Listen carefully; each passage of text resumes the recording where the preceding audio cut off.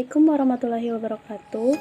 Di sini saya akan memperkenalkan anggota dari kelompok 3. Yang pertama ada Ferdinand Hendrawan Leping yang akan menjelaskan tentang teori atom Dalton.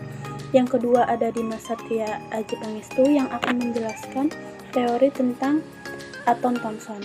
Yang ketiga ada Yosbin Batin Tembona yang akan menjelaskan tentang teori atom Rutherford. Yang keempat ada Tauci Wantoro yang akan menjelaskan tentang teori atom Niels Bohr. Yang kelima ada saya sendiri Arum Habibati Nabiila yang akan menjelaskan tentang mekanika kuantum.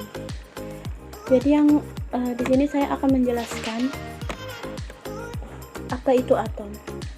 Kata atom berasal dari bahasa Yunani yaitu atomos yang berarti tidak dibagi-bagi. Atom adalah bagian terkecil dari suatu materi yang tidak dapat dibagi-bagi lagi.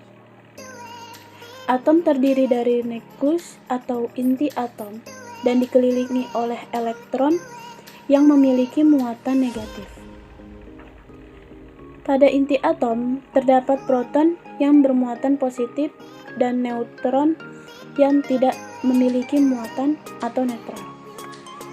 Sedangkan yang mengandung jumlah proton dan elektron yang berbeda bersifat positif atau negatif yang disebut juga ion, yang disebut juga sebagai ion.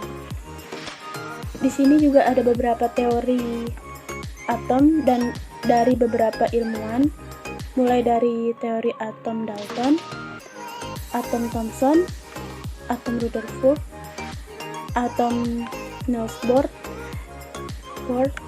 dan atom mekanika kuantum. Di sini anggota pertama yaitu Ferdinand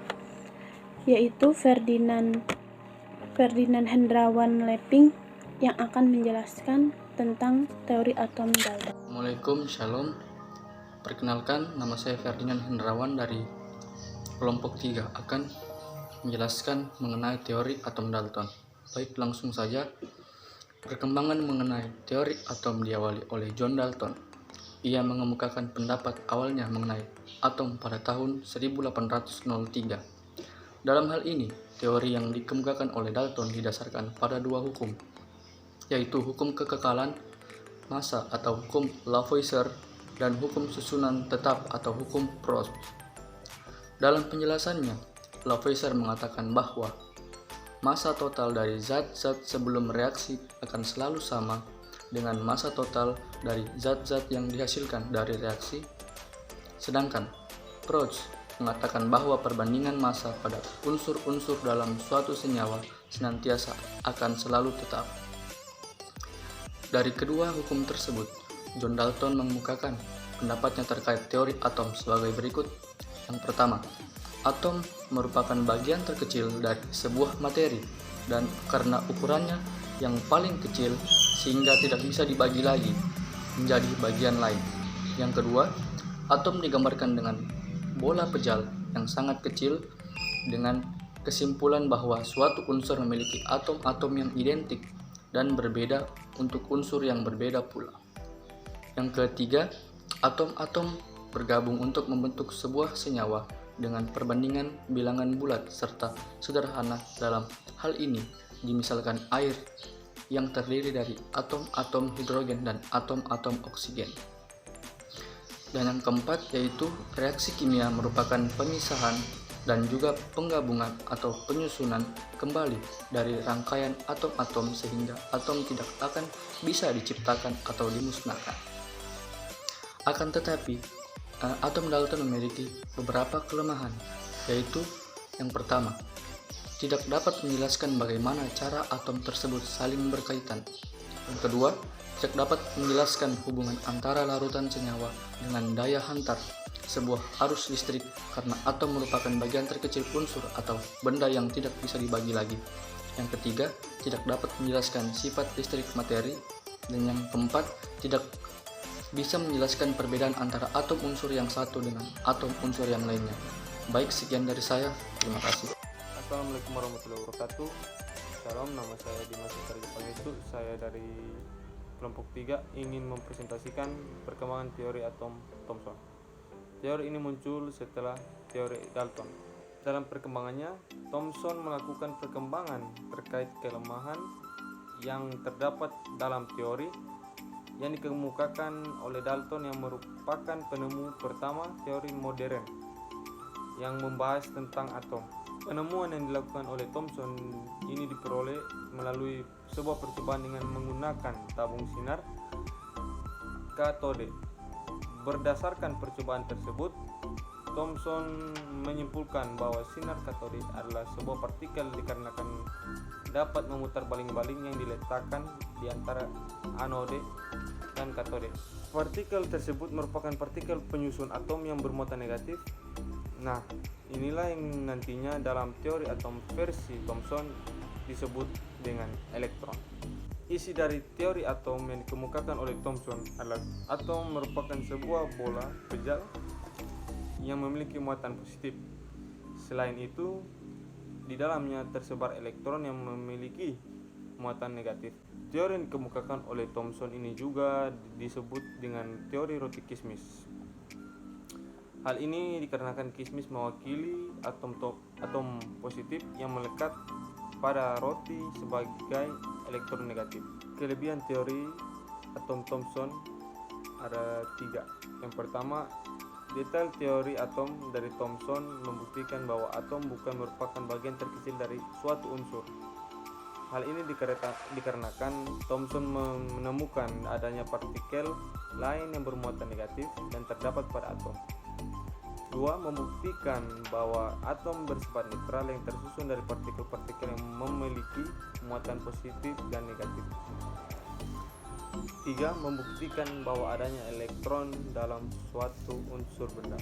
Kemudian kekurangannya ada 2. Yang pertama, tidak dapat menjelaskan tentang susunan muatan positif dan jumlah elektron yang terdapat dalam bola.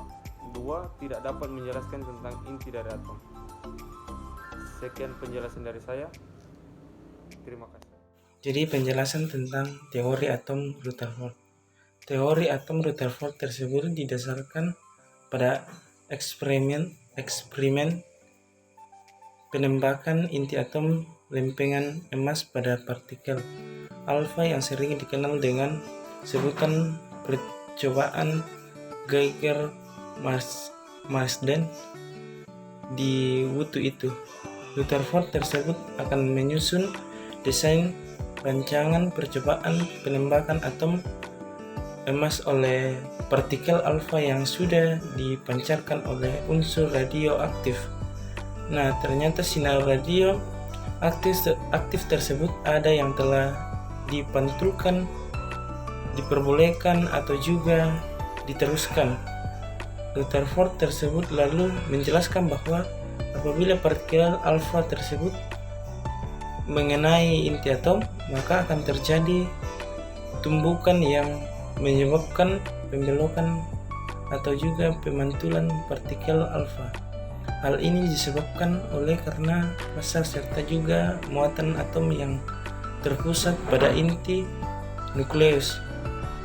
Rutherford tersebut lalu menyarankan bahwa muatan inti atom akan sebanding dengan massa atom di SMA dan satuan massa atom.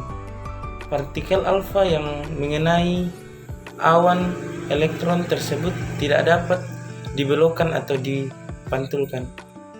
Dari hasil pemahamannya dengan melalui eksperimennya tersebut, Ernest tersebut akhirnya menyimpulkan serta menyatakan bahwa sebagian besar volume atom itu merupakan hampa.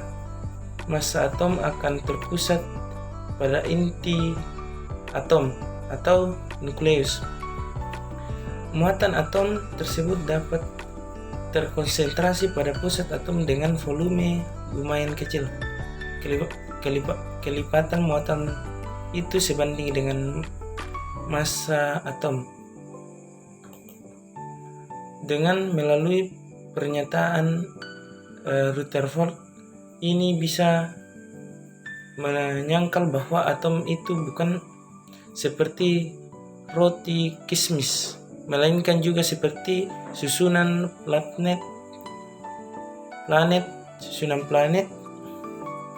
yang mengorbit matahari, yang mana matahari tersebut akan diumpamakan ialah sebagai inti pusat yang bermuatan positif, atau juga susunan planet yang diumpakannya ialah sebagai muatan negatif. Oleh karena itu, teori atom Dalton serta Thomson yang memiliki kelebihan ataupun kelemahannya, teori atom Rutherford ini juga mempunyai kelebihan dan kelemahannya seperti di bawah ini. Kelebihan dan teori atom Ernest Rutherford: yang pertama, mudah dipahami untuk dapat menjelaskan struktur atom yang sangat rumit. Yang kedua, dapat menjelaskan bentuk dari satu lintasan elektron yang mengelilingi inti atom. Yang ketiga, bisa menggambarkan gerak elektron di sekitar inti. Dan adapun kekurangannya yaitu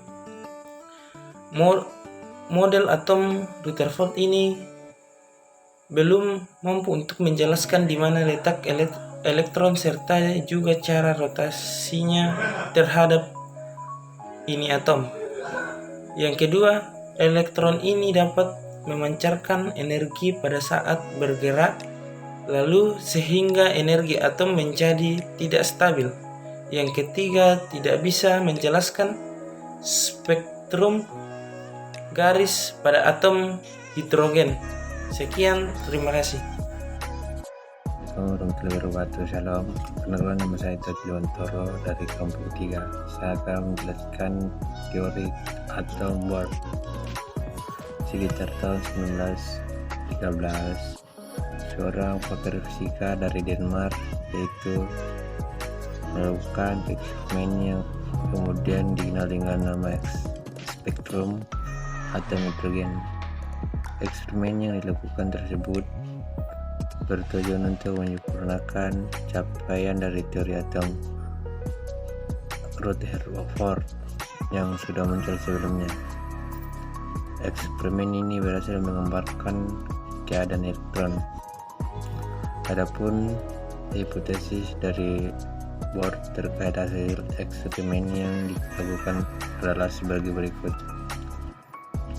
Elektron dapat berpindah dari orbit satu ke orbit yang lain. Dengan dasar tingkatan energi, elektron akan berpindah menuju ke orbit yang memiliki energi lebih tinggi jika elektron menyerap energi yang memiliki besaran sama dengan perbedaan energi antara dua orbit yang bersangkutan. Adapun juga kelebihan dari teori atom Bohr, yaitu dapat menjelaskan tentang spektrum atau hidrogen secara akurat, dan yang kedua dapat membuktikan adanya lintasan elektron untuk atom hidrogen. Dan kekurangannya yaitu tidak banyak menjelaskan tentang spektrum warna dari atom yang memiliki banyak elektron yang kompleks, dan kedua tidak dapat menjelaskan efek Zeeman dari efek Right. Sekian, terima kasih. Selanjutnya, di sini saya akan menjelaskan tentang teori atom mekanika kuantum.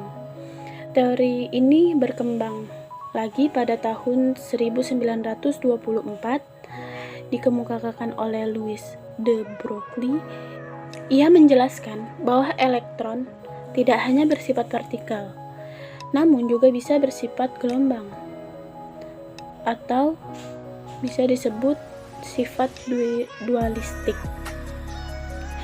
Pendapat ini kemudian dikembangkan lagi oleh Edwin dan Wigner dan melahirkan teori atom modern. Teori ini juga disebut dengan nama teori atom mekanika kuantum. Alasan mengapa teori mekanika kuantum dikembangkan karena untuk menyempurnakan teori atom Niels Bohr. Teori mekanika kuantum disempurnakan oleh Erwin Schrödinger yang merupakan fisikawan dari Australia dan peraih Nobel Fisika pada tahun 1933. Di sini, teori atom mekanika kuantum juga mempunyai kelebihan. Mengetahui di mana posisi elektron yang sedang mengorbit dan bisa mengukur perpindahan energi ekstas dan emisinya. Bukan hanya kelebihan saja, di sini teori atom mekanika kuantum juga memiliki kelemahan.